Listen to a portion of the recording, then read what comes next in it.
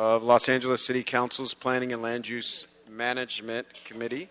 My name is Marquise Harris Dawson. I chair the committee. I'm joined by our vice chair, Councilmember Bob Blumenfield, and Councilmember Curran Price of the 9th District and Councilmember Greg Smith of the San Fernando Valley. We have an agenda with 9 items on it for consideration today. Mr. Mejia? Can we confirm 9 items? 10 items. Thank you. See, this is why I check in with you. Indeed, there are 10 items. There are 2 items for which there's been a request for to continue those items. Items number 2 and 3.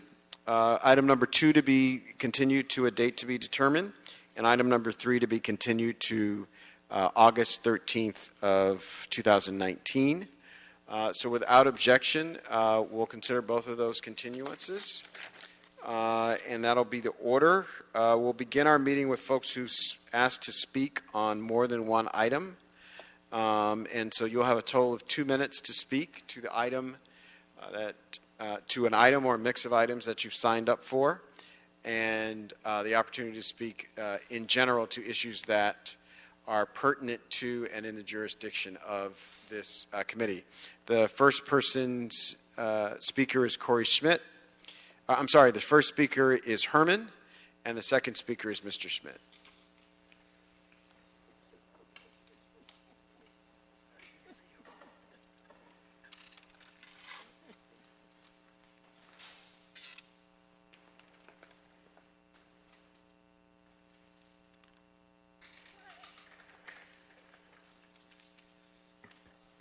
Good afternoon, my niggas. I'm here to direct you regarding the status of this report. The ongoing development of fucking corruption in the city planning policies by Jose Huiza, who no longer sits on this committee, for fucking work programs and your fucking operations and your fucking permit policy under the Department of Building and Safety. Fuck you. Thank you, Mr. Smith, for that advice. Besides that, in CD10, no one other than the hustler, Mr. Herman Jason Wesson Jr., the so-called YB real estate nigga representing Yuval Botha. But there is no statement, so I will not submit any further comment but to say, fuck you, my brother. And then on CD8, which is you, Mr. Chair, in item 6, fuck you too. Now, as far as my general public comment. You see, you get this type of public comment because you have a robust, wide open, free speech arena here. And the public must learn to weigh in what they feel, your emotion, your opinion, the way the corruption of LA has gone too far. And that reason is because we got fools like Harris Dawson, Wesson, and Jose Huiza who under an FBI investigation. As a matter of fact, Nuri Martinez is now on record for an FBI investigation regarding Price Waterhouse. So, as far as you may know, fuck you. 42 U.S.C. 1983. I wave my time back to you, Mr. Chair. Go to hell. Mr. Schmidt.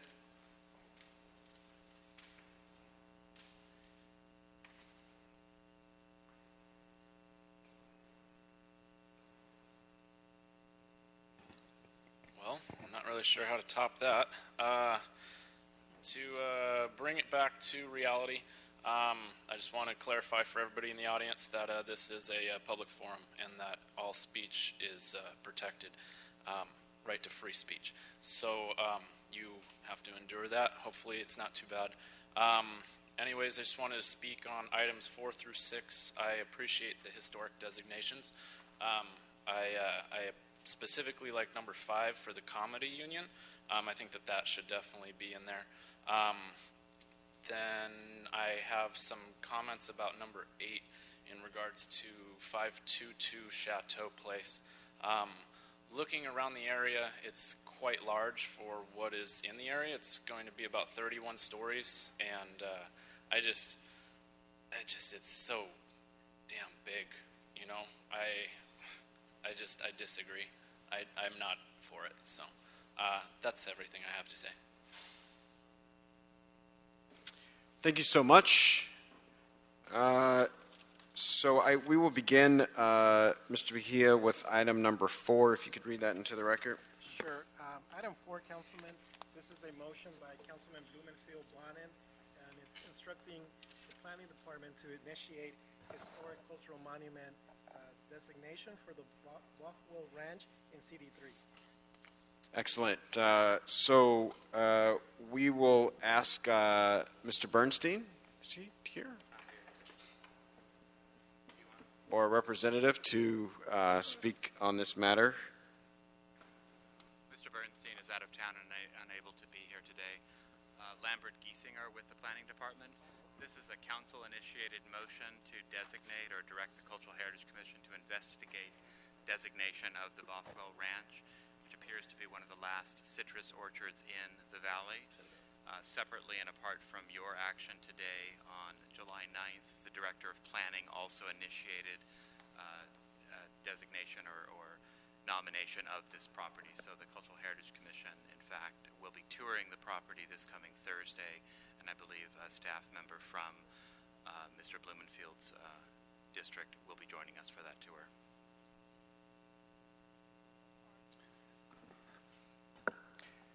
Mr. Blumenfield. Thank you, Mr. Chair. Maybe I'll set this up a little bit. First, I want to start out. I want to thank the community members that have come out today. I know we probably have a number of comment cards. So I want to thank you in advance for coming out to support this study and the potential designation. A lot of folks over the years have talked about the importance of this site. Living in the area, I've known it. People have amazing stories about this site. I also want to thank some of the Bothwell family members for coming out today to make their case as well. I do appreciate that. I just wanted you to know it was not an easy decision to move forward with this motion for potential designation. I've never been shy about expressing my skepticism or about some of the historical designations, especially if they're just theatrics to stop development. But I don't see that here. It's certainly not what motivated me or many of the voices that we're going to hear in the community about this issue. It's about our history and providing an outlet for the community to learn more and educate folks about the future. The Valley has a rich history, but it's not very well preserved or documented. You know, people think of the Valley, they think about, sometimes you think about the aerospace industry. Sometimes you think about the indigenous people. But you also think about the Valley as it was once an amazing agricultural center. It was farmland. A lot of folks don't realize that the San Fernando Valley was this great agricultural center. And this property that's before us is literally the last remaining orange grove, commercial orange grove, not just in the San Fernando Valley, but in the city of Los Angeles. So you have a valley where the identity of the valley is really part and parcel of this agricultural history, and this is the last vestige that we have. So it's important. The Bothwell Ranch site that's today that we're talking about is literally only a 10% of what it was at one point in time. It was a large, thriving orchard. And this is just this tiny little bit, this last 13 acres that's left. About a half a century ago, the ranch was over 100 acres. And over the decades, the land was sold off to development for housing that makes up much of the houses that we see throughout the San Fernando Valley. It's important for us to acknowledge and preserve our history, both to appreciate and recognize our past, but also for the education of our future generations. Again, I don't take this process lightly. I realize that the actions that we're talking about private property, and those in America, and we take private property very seriously. We want to make sure that we're preserving that. We're not, this action of historical designation does not stop development, but it does create a process where we have to look at the historical significance. And my hope is that creates a pathway to get something done that is going to be positive for the community and that will allow us to not lose this entire site of Orange, this Orange Grove. So I look forward to seeing the results of the study that planning will hopefully be undertaking if we take this action today to initiate that study. And I welcome continued conversations with the community and with the family to find a mutually beneficial path forward, one that ensures the family a viable path forward while also preserving a small part of our collective history, our identity in the San Fernando Valley, and frankly, the city as a whole. So with that, I'm going to ask for an aye vote. Thank you, Mr. Blumenfield. We have some public comment speakers, so we know folks may have come from a long way from this, so we're happy to see all of you. Mr. Andrew Fogg, David Malel, Abbas Nasseri, Paula Lewis, Michael Lewis. You can speak in any order as long as I've called your name. Good afternoon, Andrew Fogg of Cox Castle Nicholson on behalf of the Bothwell family. This is a significant matter for the family. The designation would result in a total loss of economic value. This ranch really wasn't a commercial ranch. It has operated at losses in excess of $200,000 a year for decades. The oranges in 2017, the last year that we have audited tax returns, netted about $26,000. The cost of water for the trees was over $35,000. The oranges don't pay for the water. The total expenses that year were over almost $250,000 to run the ranch, and it generated $26,000 in income. It's not a sustainable business model. There's no one who will come in to buy this as a developer if it is designated because they can't have certainty as to the process. So it's a total taking if you designate. With that, I'm happy to answer any questions, and Doug Venturelli from the Trust is also here. He's happy to answer questions. Thank you.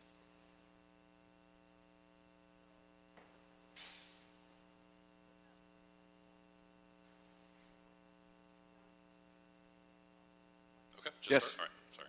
Hi, my name is Miles Lewis. So I grew up next to the ranch. I still live there with my husband and family, and have been very active with the community, sort of canvassing how people feel about this.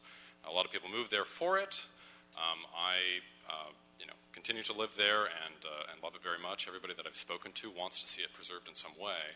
Fully respect that it's private property, but I think any time that you're considering cutting down 2,000 mature trees is a serious consideration for the city. Right? I know there's a plan to plant 90,000 within the Green New Deal. 2,000 mature trees. I'd like to know how much it costs to raise 2,000 trees to maturity.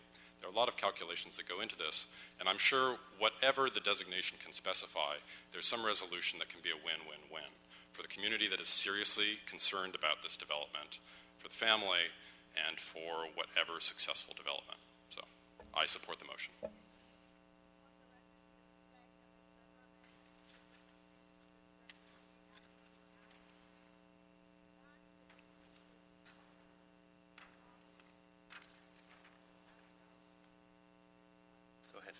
My name is Paula Hochhalter Lewis. I live right in the neighborhood. It's such a wonderful spot with that orange grove and all the possibilities that I see for it. Brought up 4 children there, have heard of so many wonderful stories about it and how it is a legacy for our area. I would love to see that go through. I support this motion, and I think there are all kinds of ways that perhaps the family can reap benefits from it as well, and I hope you'll consider that. Thank you. Thank you.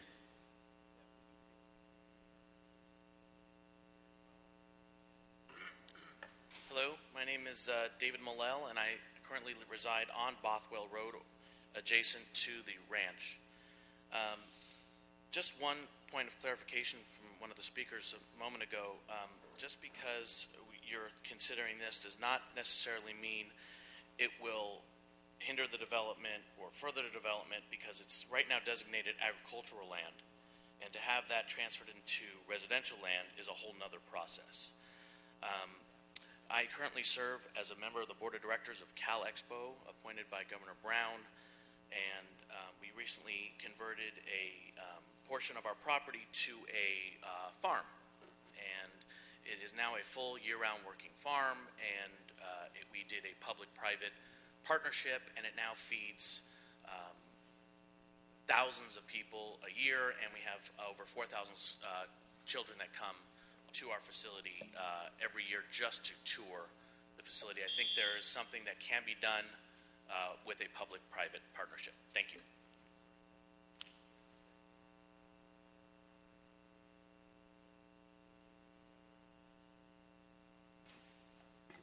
My name is Abbas Nasiri.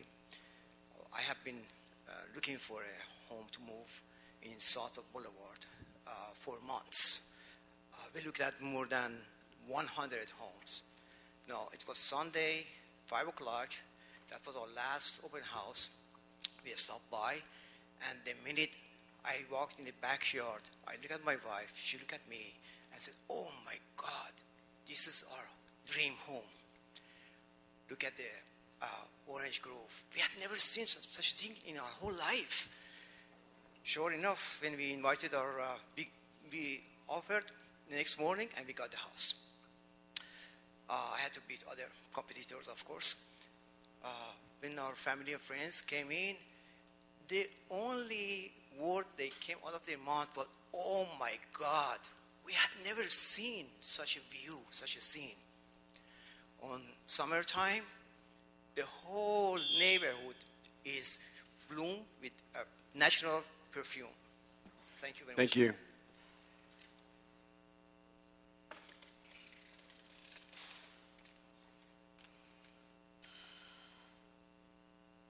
Yes, sir.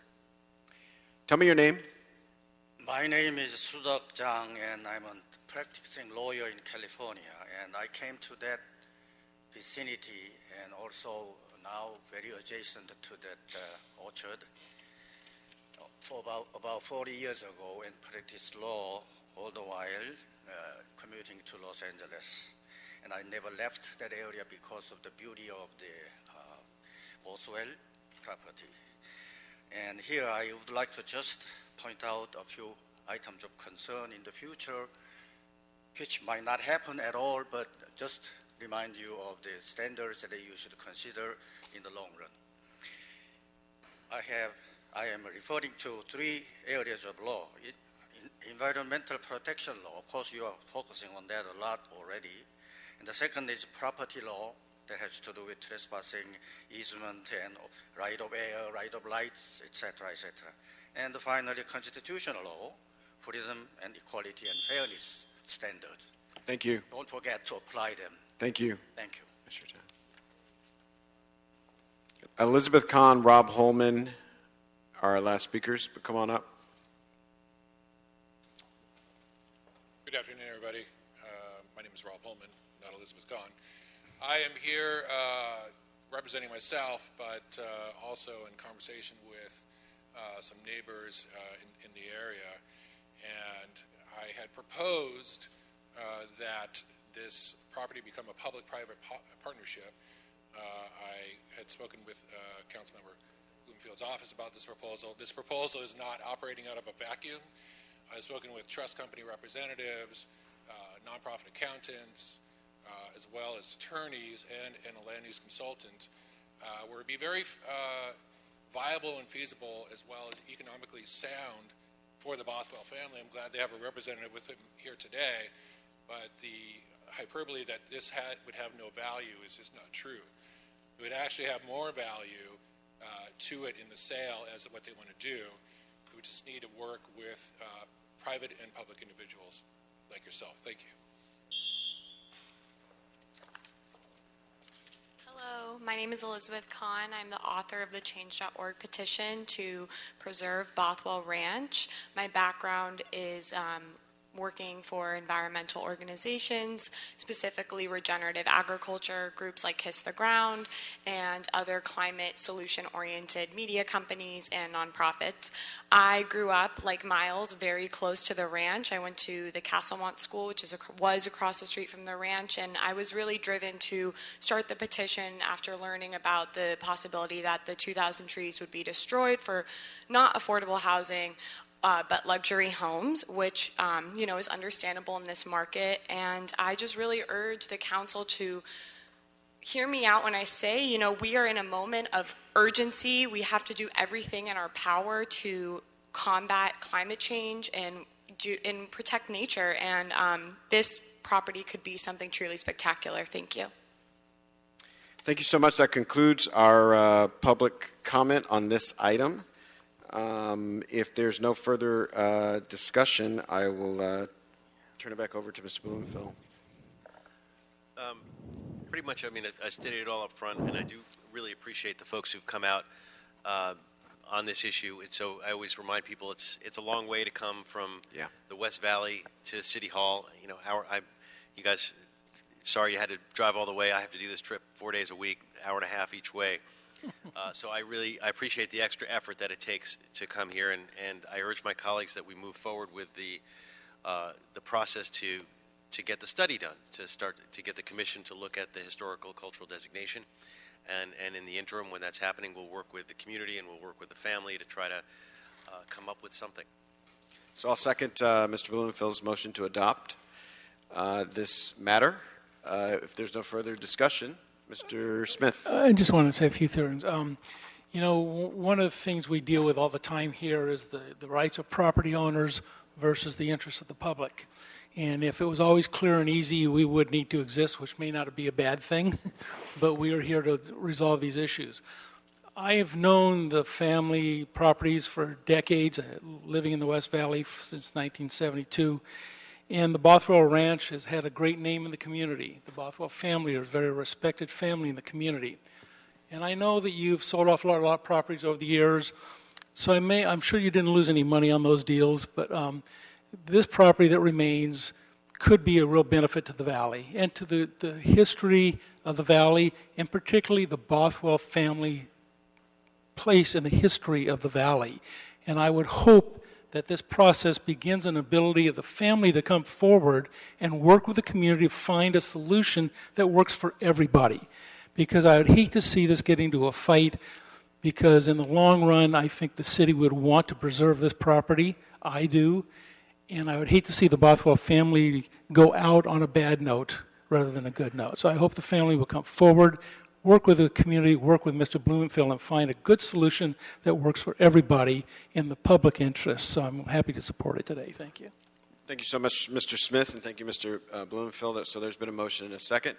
Hearing no objection, we'll adopt this motion. And again, thank you one more time for your leadership, Mr. Blumenfeld, on this, as well as your neighbors and constituents from the West Valley. Really important to the entire city of Los Angeles. That takes us to item number 5.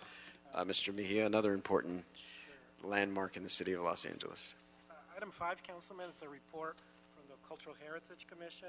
It's relative to the inclusion of the Comedy Union as a historic cultural monument.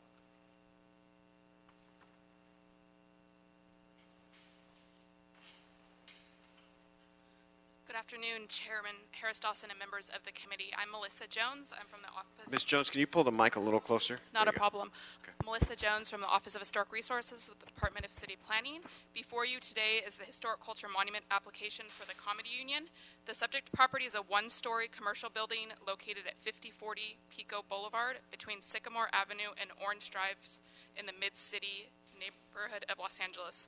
Designed in the Art Deco architectural style, the subject property was constructed in 1930 as an office building. In 1991, it was converted to a performance venue, and since the 2000s, the subject property has been occupied by the Comedy Union, a stand-up comedy club. Upon review of the application against the 3 criteria under the Cultural Heritage Ordinance, the Cultural Heritage Commission found that the property met one of the criteria as an excellent example of Art Deco commercial architecture in Los Angeles, and are recommending that the property be designated as an historic culture monument. The building's smooth stucco walls emphasize verticality, and flat roof with stepped and flat parapets are all reflective of the style. Other distinguishing features include the pierced concrete panels, central tower with stepped cap, fluted pilasters, and decorative geometric motifs. I'm here for any questions that you may have. Thank you. Thank you so much. Any discussion on this matter from the members? There are no members signed up from the public to speak on this. I just, again, want to echo similar comments to the ones put forward by Mr. Blumenfeld and Mr. Smith on the last item. This Comedy Union is a key landmark in the city of Los Angeles. Folks went on from that venue to be megastars around the world in movies, and they started their careers at this comedy club. I don't know about you, Mr. Price, but I was never cool enough to get in to the Comedy Union when it was in its heyday. So I'm happy to move that we support this instruction, and if there's a second by Mr. Blumenfeld, without objection, that'll be the order. Thank you so much. I'm surprised you couldn't get in. You're kind of a funny guy. Yeah, I wasn't funny enough, apparently. That takes us to item number 6. Item 6, Councilman, this is a report again from the Cultural Heritage Commission relative to the inclusion of the Green Dog and Cat Hospital as a historic cultural monument in CD 8. Thank you so much. Yes, committee members Lambert Giesinger with the Planning Department. The nomination before you today is for the Green Dog and Cat Hospital. The Cultural Heritage Commission found that it embodies the distinctive characteristics of a style, type, period, or method of construction as a rare, intact example of a 1930s purpose-built animal hospital with an upper-story residential component. It is also an excellent example of Art Deco architectural style applied to a mixed-use commercial building. And also of note is that this has been in continuous operation as a dog and cat hospital since 1934. Excellent. Thank you. There are, again, no public speakers on this item. Again, an iconic building in our city on Slauson Boulevard. Mr. Price, my wife was just in there on Saturday taking a friend's cat to get worked on. So we're excited to move this forward. So I'll move if there's a second. Second by Mr. Price. Without objection, we'll move that item to the full council. Item number 7. Item 7, Councilman, this is a report from the city attorney relative to a new CEQA exclusion for low-barrier navigation centers. The item is also pending in the Homelessness Committee. Excellent. So, Ms. Kaufman-Macias. Terry Kaufman-Macias, City Attorney's Office. This is a new law that was just signed by the governor July 31st. And for purposes of this discussion, the law provides for a statutory exemption from CEQA for low barrier navigation centers. Those are they have certain requirements in the, what is this? Oh, that's right. They have certain requirements that have to be met in order to qualify for a low barrier center, and that term low barrier simply means to allow partners, pets, storage, privacy, and things of that nature that would otherwise inhibit people from being able to go into a shelter. These uses, if they qualify for all the operational standards, are by right. They can be located in zones that are, in locations that are zoned for residential and mixed use, and also non-residential zones that permit multi-family housing. The other thing that they have to provide are services that connect individuals to permanent housing. There's a coordination entry system to conduct assessments and provide services among providers. There's a data entry system to keep track of how long clients stay, their demographics, their income level, and their exit destination. They're approved in an expedited time frame, so the city has to determine within 30 days whether or not the application is deemed complete, and then within 60 days of that, the jurisdiction has to act on the review. This law will expire in 2027. It applies to charter cities. One of the things that council could do as a policy matter is they could add zones in the code where these type of uses could be authorized. Excellent. Thank you. Mr. Before you go, Mr. Blumenfeld, we have one public comment speaker on this. Wayne from Encino for 1 minute. on this While topic. he's coming up, can I just add, we did submit a confidential communication to the council today that has additional information that may answer questions you may have. Thank you. All right, 1 minute. Start the clock. That's why we were up there on the 10th floor with the FBI and the energy folks. So I thought Greg Smith would be there to collect his bounty, but no, he down here fucking with Plum. So, what we got here? Energy, and what are we doing here? The low barrier navigation. Nobody here knows shit about that. Nobody here has a boat. Fuck me. Kern Price never been on a boat. Marquise never been on a boat. Even that motherfucker Blumenfield been on a boat. But Greg Smith been on a boat. He know about navigation because they took and rode his ass over there to war to go kill those Chinese motherfuckers. So he was been on a boat. So I defer a special ad hoc committee for Mr. Smith. And finally, thank you for turning them all into the FBI. Thank you so much. All right, questions and comments on this? Mr. Blumenfield. Yeah, a couple of questions for staff. So, does the city have a definition for, or do we need to define the low barrier navigation center within the municipal code? No, this is self-executing, and the definition's in the statute. The code doesn't have to be amended. Okay. Only if you wanted to add some additional zones. And then speaking of that, what do we need to do, like if we wanted to allow these centers as a by right project in parking zones? Because a lot of our projects end up in parking zones, and I don't think that's covered. I'm sorry, I can't hear you. Parking what? zones? Specifically, do we need to do something if we're going to You allow have these? to add that. That's not one of the zones that is allowed in the statute. Is there anything in our code that that does not allow these centers to be by right in the zones, state listed, or in other similar zones? You might want to direct that to planning.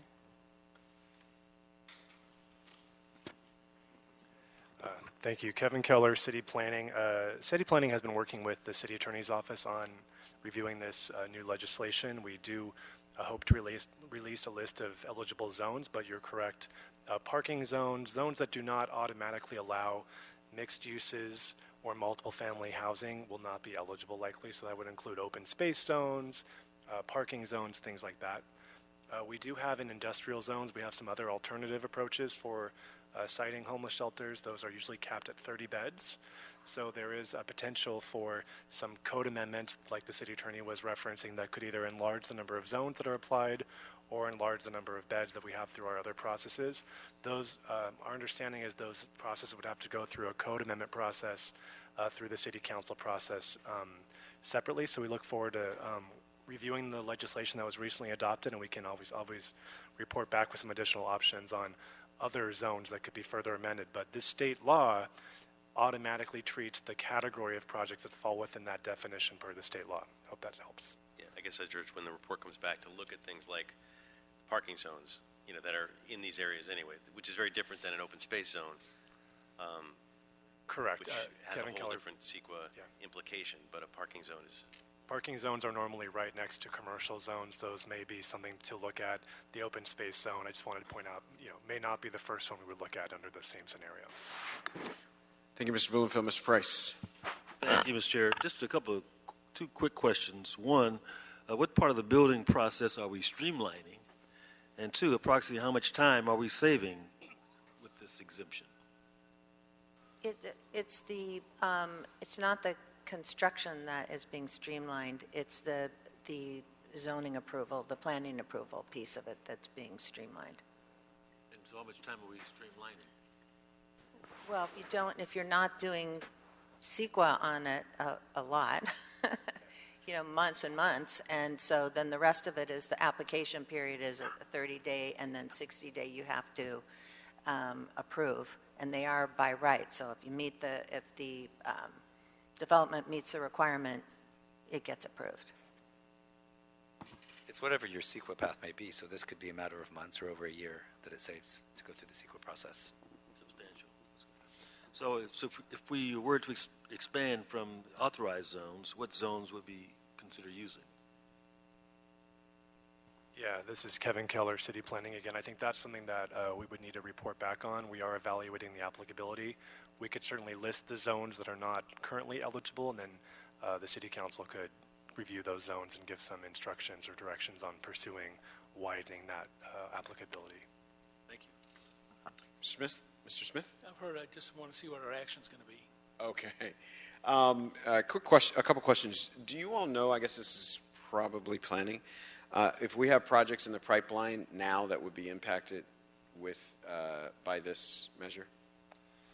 Yeah, Kevin Keller, City Planning. We are working with the City Attorney's Office to identify which pipeline projects may be eligible.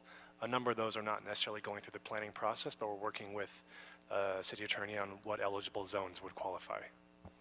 So in addition to the eligible zone, it has to meet the definition of a low barrier navigation center. It has to meet all those operational standards. Right. And that may be the case on certain projects.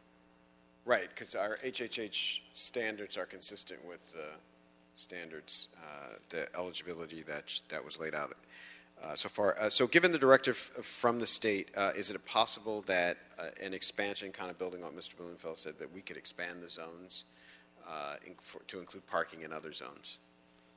Yes, the way the statute's written, you could do that. Okay. And then could we, say we expand the zones and we take on the ones in the statute, can we have special provisions for districts that, so we passed a motion that's around 222, right? So that every district would have 222 units in it.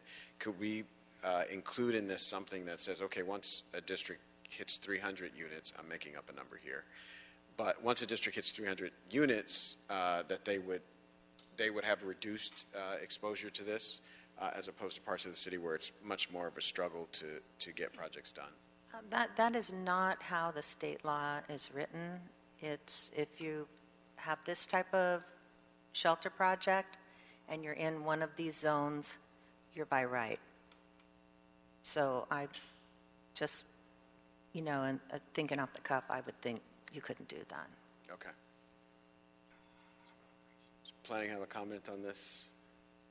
The only thing, Kevin Keller, City Planning. In addition, there are the operational provisions to qualify as low barrier. City Planning can report back if that's the will of the committee on some options, but those would be a separate legislation in terms of an initial number under those additional city-oriented programs. We might be able to look at that, but I think to be fair, it's basically a performance standard. If you meet the criteria, it's a by right condition. So we can investigate a number of options if that helps. Excellent. Mr. Smith. Right, I think we really need to report back. One, I think you should look at some mapping so we can say where these centers are likely to end up in, to what the impact would be, and then if there's further definition need, I think Mr. Bloom is right on this. We need more definition on what zones, because all of our zones don't necessarily match up with the state, what Sacramento thinks is going on in the world. So I think we need a lot more definition of this. Great. Any other questions or comments? Mr. Blumenfeld, Price, Smith. All right. So it seems like we have two additional instructions, Mr. Mejia. One is to look at an overconcentration factor, and then another is to examine the full range and scope of zones that we might consider, with special emphasis on parking, land that's now used for parking, and ask planning to report back to us with an analysis on. And also the mapping. Yes, and the mapping. Yes, thank you for that. CD 12. Thank you. Would you like me to read Yes. Okay. So the instruction would be to instruct the Department of City Planning, in addition to what has just been stated, to consult with City Attorney to undertake an analysis as to the feasibility of expanding the number of zones beyond those proposed by the state law for the purposes of permitting residential uses in zones where residential uses are currently allowed in order to support the development of these low barrier navigation centers in the city. If that analysis identifies zones where residential uses may be allowed, that the Department of City Planning, in addition with the city attorney, to prepare an ordinance that reflects that analysis, that the ordinance clarify that low barrier navigation centers are residential uses, and that such an ordinance be prepared expeditiously as possible with an urgency given the homeless crisis in the city. If I can just make sure I'm clear on that, it's typically preparing an ordinance. There is nothing's been initiated yet, so I think it wouldn't, I don't know, it'd be preparing an ordinance, but it'd be in preparation for initiating an amendment to the municipal code. Right. So that would be. Yeah, basically it's giving the direction to the department to initiate. Initiate. Yes. The change, not go and actually write up the ordinance. We have to initiate first. Got it. It presumably has to go to the planning commission. Well, the initiation would go to the full council to initiate, go through Plum to the council, it's initiated, and it would go through the process, which, yes. All right. We have any city attorney want to weigh in on this question? I just want to clarify that you might want the report back, and then you'll know what you want to do with the initiation, if you're requesting the director to do it, or if it's something the council's going to do. Well, right, and yeah. So I think what we're sure of is that we're requesting the report backs. The report back, and the report back is in essence going to lay the foundation for the committee to decide whether or not they want to initiate a zone change, right? Yeah. And that's, or a zoning amendment. So that would be, I think it's clear, I think the city attorney was really clarifying that. We're going to be bringing all this information back to you about both the applicability of the state law to projects that we have and how we could map them, where we could expand that, looking at parking zones. And that analysis, we will write it in a way that would allow you to take that and have a motion that you could do to initiate.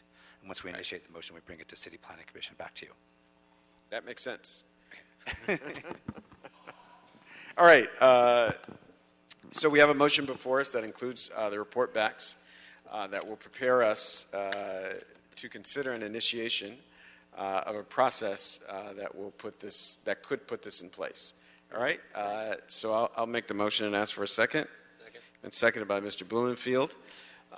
Without objection, that'll be the order. That takes us to item number 8. Item 8, Councilman, this is a Sustainable Communities Environmental Assessment along with the Mitigation Monitoring Program, the mitigation measures for a proposed project which is a mixed-use project with 256 residential units as well as 11% extremely low-income units. So we have a report from staff on this matter. Yes. Good afternoon, council members. Courtney Shum with the Department of City Planning. Before you is a Sustainable Communities Environmental Assessment, or SKIA, for a proposed mixed-use, mixed-income project. The applicant is seeking zoning administrator and advisory agency actions to enable the proposed development.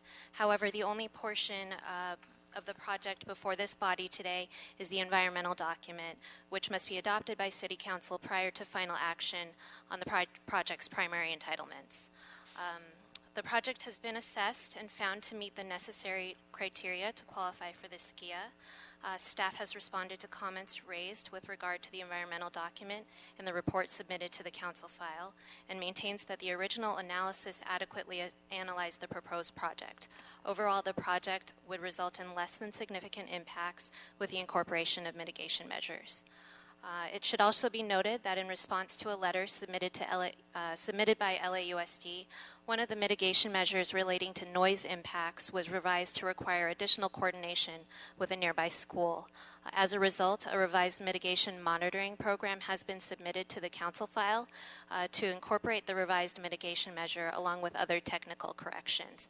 So these corrections do not change anything substantive of the analysis conducted for the environmental analysis. That said, staff recommends that the Plum Committee find that the project complies with the requirements of CEQA for the use of a SKIA, and further recommends for council action to adopt the project SKIA along with the revised mitigation measure. Thank you.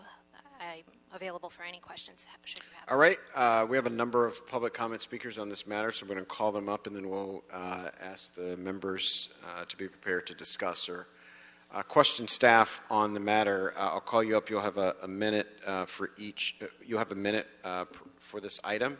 Mr. Wayne, you'll speak first. This is your second item, so this will be the last opportunity for you to speak in this meeting. You'll be followed by Godfrey Wachira, Ryan Lederman, Shamari Davis, and Gus Torres.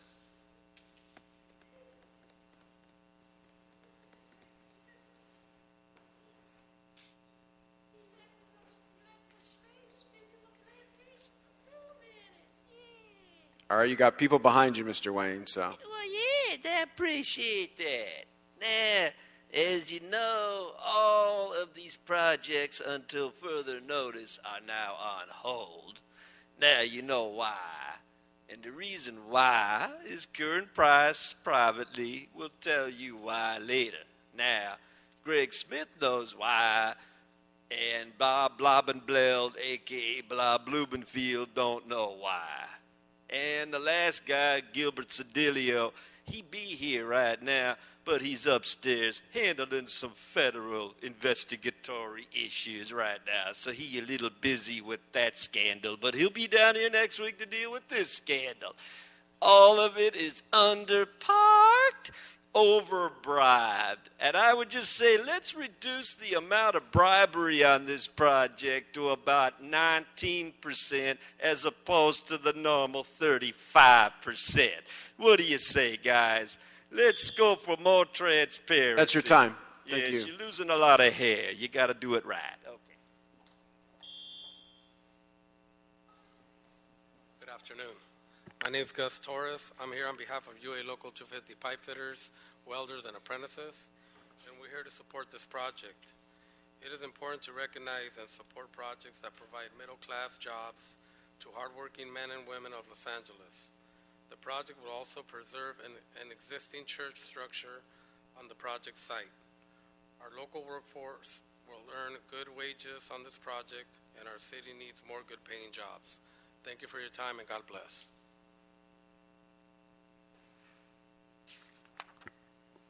Good afternoon. My name is Shamari Davis. I'm a business rep for IBW Local 11, representing the Electricians Union, almost 12,000 workers here in Los Angeles County, and we wholeheartedly support this project. Los Angeles is in the middle of a housing crisis, and this development is called Soul.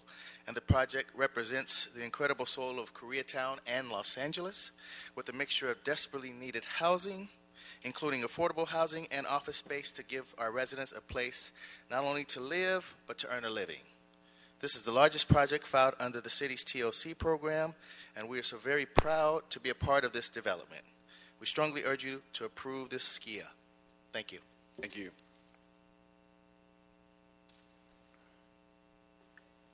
Good afternoon. Godfrey Wachira with Creed LA. We say yes in my neighborhood. We support this project. I remember going for the public hearing and there was overwhelming support for it. And I hope you guys will complete the process. Thank you. Thank you. Albert Duarte, Piedmont Brown, Rick Garcia, Miguel Mendoza. Good afternoon. My name is Ryan Lederman from Holland and Knight, representing the developer of the property TF Chateau Limited Partnership. We want to thank staff for the excellent presentation and for all the work they've done on this project, as well as the council office. This project is somewhat unique in that it's a high-rise tower. We're providing 11% affordable housing, extremely low income. We're also preserving the existing church that's on site. That church building is actually used as a school, and there's a giant basketball court inside, and it's going to be converted to a restaurant or a few restaurants inside there. We're here available to answer any questions. We have the whole development team, and notably all potentially significant environmental impacts are mitigated to less than significant for this transportation priority project. Thank you. Thank you so much, Mr. Lederman. Good afternoon. My name is Albert Duarte. I'm with Ironworkers Local 416. We'd like to express our support for this project. The applicant on this project has committed to local hire and paying fair wages. And they've also committed to sustaining an apprenticeship, helping with our apprenticeship program. We'd like to thank them for their support, and we'd like to thank you for your support and being accountable to fair market wages in our city. Thank you. Thank you.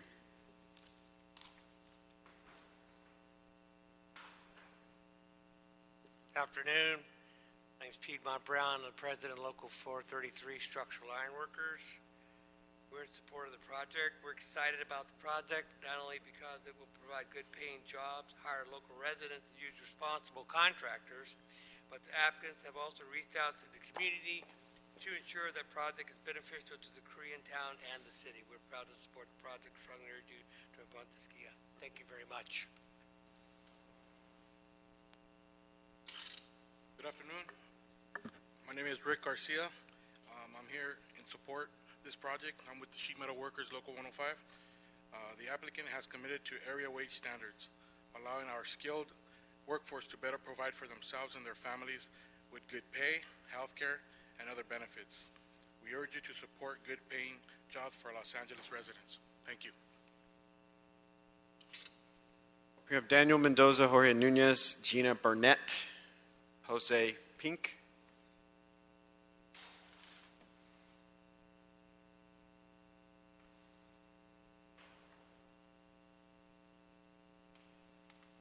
Good afternoon, Gina Burnett here on behalf of Creed LA.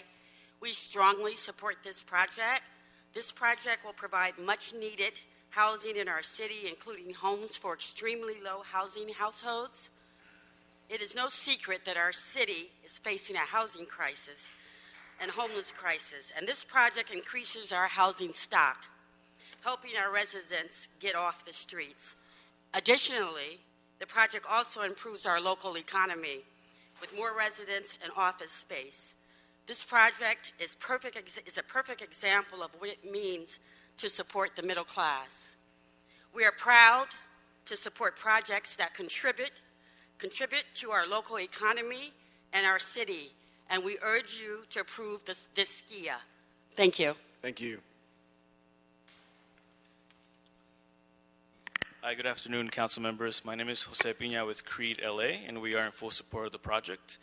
We appreciate the applicant's good faith effort to mitigate environmental effects, their excellent community outreach efforts, and their vision for transforming an underused lot into a high-quality development with homes during a housing crisis. We strongly urge you to approve the Skia. Thank you. Thank you so much. For the record, we've been joined by our colleague and committee member, the fantastic freedom fighter, Councilmember Gil Cedillo. Let's welcome him. So I've called all the names, and if none of you are here, the rest of you are here, we'll begin discussion on this item. If there's any discussion, now would be the time. Mr. Blumenfeld, Smith. Mr. Smith. I just have one question. The height limit, 31 stories, is that correct on the project? What is the current height limit in the area there? Okay, hi, this is Nick Hendricks, City Planning. The height limitation is under Height District 1, which is limited to 1.5 to 1 FAR. In addition to that, in this particular case, the height limit is actually 75 feet. But because the city did not catch the 75-foot limitation, we were compelled under the Housing Accountability Act to approve the project at its current proposed height. Now, to add to that, there are projects within the area that are mostly in the C2 zone, and those zones have unlimited height. So just around the corner, for example, on Vermont and 6th Street, we have a building that's 12 to 1, which is 3 times higher than this building. And the County of Los Angeles also has a project that is under construction right now that I believe is over 100 feet tall. Thank you. All right. If there are there's no further discussions, we have a action that we want to move, and I'll ask Mr. Mejia to read that into the record. So the action being, Councilman, to approve the Sustainable Communities Environmental Assessment, the SKIA, and its findings, adopt the revised mitigation monitoring program and the mitigations measures dated August the 5th, 2019, and that the project qualifies as a transit priority project, and that all environmental land use criteria has been met per Public Resources Code Section 21155 for the properties located at 522, 530, 550 South Chateau Place and 3119 West 6th Street. Thank you so much. So that's been moved. Is there a second? Second by Mr. Price. Hearing no objection, that'll be the order. Thank you all so much. That moves us to item number 9, Mr. Mejia. Item 9, Councilman, this is a report from the Planning Department, Office of Zoning Administrator, as well as a appeal that was submitted relative to the operation of the Rusty Mullet, and the appeal was submitted by the project applicant in this case. Thank you. We have a report from members of the Department of City Planning. Hi, good afternoon, council members. My name is Matthew Lum, and I'm joined by Sarah Molina Pearson, and we're from Department of City Planning. I'm here to present on item 9, which was a condition compliance review for a restaurant with a bar Mr. Lum, use. can you pull the mic a little bit closer? Is that better? Thank you. With a bar use known as the Rusty Mullet. For the record, the representative is appealing the entire decision. Specifically, in his appeal application package, he is appealing the following conditions. Condition number 6, indemnification and reimbursement of litigation costs. Condition number 12, live entertainment limitations. Condition number 14B, which was noise level limitations. Condition number 14D, requiring a noise study. Condition 29, which is submittal of a required subsequent plan approval. Condition number 30, requiring a recorded covenant. And condition number 32, which is requiring to file for a conditional use of style alcohol, which expired on June 7, 2018. The letter of determination was issued on October 12, 2018 to address the nuisances based on LAPD police reports, testimony from the hearing, City 13 input, and community feedback. We recommend that you deny the appeal and sustain the action of the zoning administrator. Thank you very much, and we are here to answer any questions you may have. All right. Thank you. If you all can just sit tight for a second, we'll hear from the appellant. First, the appellant or their representative is not here. All right. We'll ask Mr. Bullock from CD13.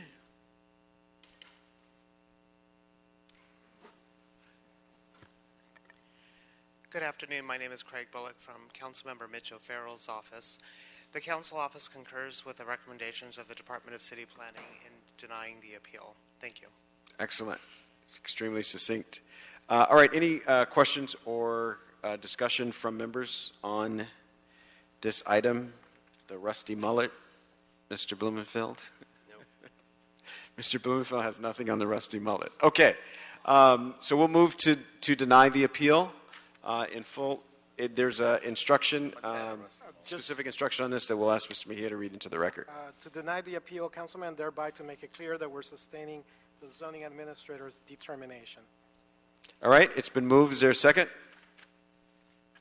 Second by Mr. Blumenfield. And to also denote per the city attorney that it includes exemptions as well to CEQA. Okay. So I'll move it again to be sure and ask for another second from Mr. Blumenfeld. You got it. It's been moved and seconded. Hearing no objection, the denial will be the order. Thank you all so much. That moves us to item number 10.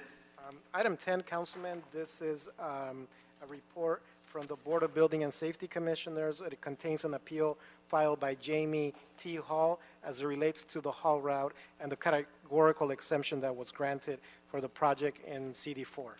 All right. We have reports from members of the Department of City Planning as well as the Department of Building and Safety, is my understanding. Yes. Dean Elkinawi, Building and Safety. This haul route was heard on July 9th, 2019 by the Board of Building and Safety Commissioners, who found the project categorically exempt per the Notice of Exemptions prepared by the Department of City Planning. Building and Safety and City Planning staff have reviewed the appeal and found the staff report and categorical exemption adequately address impacts associated with this project. Debbie Lawrence, along with myself, are available to answer any questions. Thank you. Anything from remaining staff at this time? No? All right. So we have an appellant in this case. Is the appellant present or an appellant's representative? You'll have 4 minutes and 59 seconds or less to make your case. Okay, great. Good afternoon. My name is Jamie Hall. I'm the president of the Laurel Canyon Association. So this appeal is from the local neighborhood association. And the reason why we have appealed is that we feel that some additional conditions of approval are necessary for this unique project. And its location is very unique. So I just want to give you some context here. This haul route goes by Wonderland Elementary School. Wonderland has about 575 students that go there. And because it's a hillside elementary school, there's completely inadequate parking for parents to pick up and drop off their school children. And so there's literally about a third of the parents actually pick up their children, and school gets out at 2:30 Monday, Wednesday, Thursday, and Friday, and it gets out early I think at 1:30 on Tuesdays. And so the parents line up on Wonderland Avenue, and about a third of the parents pick up their children, and there's this huge queue of parents. And the haul route actually allows for the hauling to occur up to 3 o'clock. That's going to provide it's just a recipe for disaster. So one of the conditions of approval that we want added is for the school hours, is for the hauling not to take place during the pickup and drop-off times. So we want the school day hours from 9 to 2 and hours 9 to 1 on Tuesdays. So that's a change to the hours of operation that we're asking for. It's directly related to the hauling activity that's occurring. The other thing is that Wonderland Avenue, while technically is 20 feet wide in most places, people can park on the right-hand side. So it's effectively one way. When two cars have to pass each other, one car has to pull over or find a driveway to get around. And so what we would like to have is smaller haul trucks used. Right now, the Board of Building and Safety Commissioners authorized just the standard 10 cubic yard truck to be used. They actually do have smaller haul trucks. We would like a condition of approval added to limit the hauling truck to 8 cubic yards. We'd also like truck crossing signs at every intersection where a flag person is located. And we would also like to have the requirement for a street use permit at the curved portions, the blind curves on Wonderland Avenue, because it's just going to be very difficult. Even now, it's very difficult for cars to pass each other on those blind curves. So we would like to have a requirement for a street use permit on the blind curve portions of Wonderland. And then we would also like to have some additional flag people. Right now, the haul route permit only requires 2 flag persons, and we think that there should be a few additional ones, and these are the locations. We'd like to have additional flag persons at Wonderland Avenue and Wonderland Park Avenue. That's above the school. It's a major kind of junction point where different points of the 2 collector streets merge. So we'd like to have a flag person there. And then right when in front of the school, which is actually the most problematic part of this whole haul route, this haul route has to go past Wonderland Elementary School to Laurel Canyon Boulevard and then turn left to the 101. But we would like to have 2 additional flag persons right in front of Wonderland Elementary School. We'd like to have a flag person at Wonderland Avenue and Laurel Pass, and then additional one, a roving flag person at the intersection of Wonderland and Lookout. So we're here today not because we are adamantly opposed to this particular project, but because we think some additional conditions of approval need to be added so that the hauling is safe. And I would also just like to add that I'm appearing today as the president of the Laurel Canyon Association, and I have received no compensation for my activity. Thank you. Thank you so much. Do we have a representative from the applicant present? Do you have a representative for the applicant, Jose Harasti?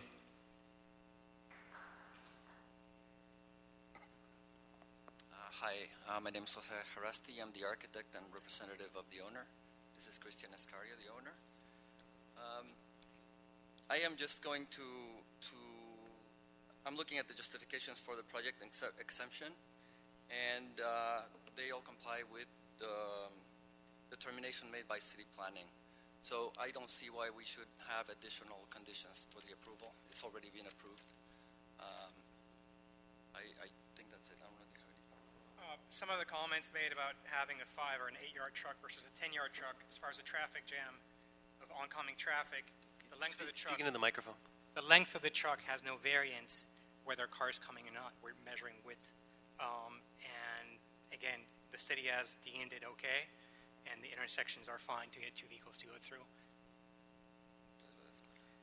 And as far as the school, the hours, of course, we don't want to cause any unneeded traffic jams. We're open to working with the community as far as the school hours, so we don't have any issue with that.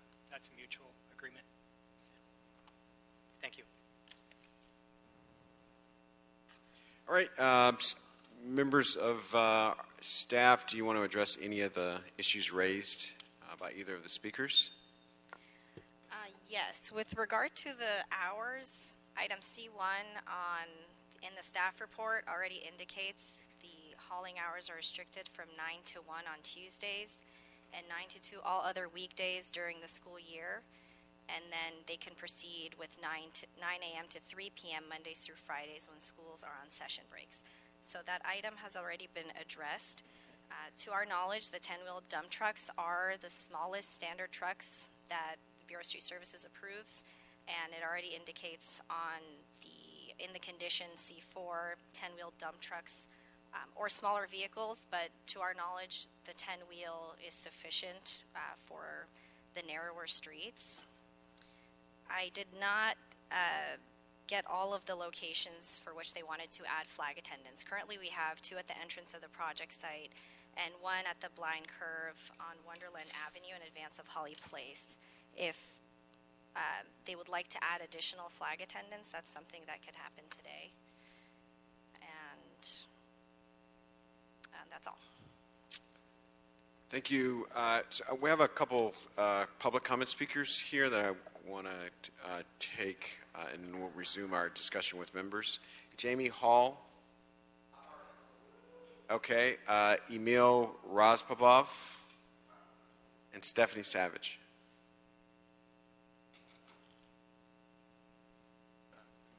Good afternoon. My name is Emil Rozpabov. I'm the immediate neighbor to this location and house. I'm amazed that we're going to so many approvals. This house have a wrong address. So such a simple thing, but the house is listed as 9249 Crescent Drive. I lived there for 20 years more. For 20 years, this house doesn't have access from that address. The access is, as you had heard even the lawyer talking before me, Wonderland. Everybody's talking about Wonderland because there is a private asphalted, cemented driveway which goes to the house. That's where the hauling will be. That's all the permission will be. However, the house, your papers, says 9249 Crescent Drive. 9249 is exactly on the opposite side of the house. If you go to 9249 Crescent Drive, it will be a hiking track. You cannot get into the house. Thank you. That's your time.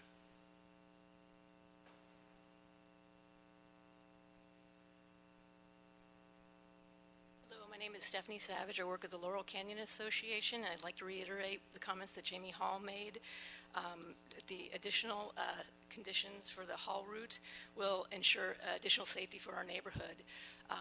Those cars for the school queue up at 2 o'clock. So, and that is where the haul route is. So this is going to become a problem. We're just trying to mitigate the complaints that will happen when this hauling occurs. As far as hauling trucks, we are seeing projects at our neighborhood council where 5-yard trucks are are recommended in unique situations like this, particularly since the driveway to this property is steep. It is 47% grade at the 12-foot wide driveway entrance, and so that is very difficult for some of these heavier trucks.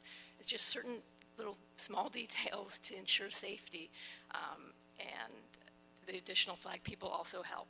Thank you. Thank you so much. Mr. Blumenfield. No, I just wanted a clarification on the school hours issue because I keep hearing different things. Are they limited during just the drop-off and pickup times, or it's limited during the entire school day, or how does that, if you could restate how that works? So the hauling operations are restricted to avoid the drop-off and pickup times. So on Tuesdays, they can only haul from 9 a.m. to 1 p.m., and all the other weekdays will be 9 a.m. to 2 p.m. while schools are in session. When schools are on session breaks, then they can proceed to haul 9 a.m. to 3 p.m. Great, thank you. Any further discussion, Mr. Smith? I was going to go along with the school restrictions, but it seems that's been handled, folks, so I think you've got what you asked for.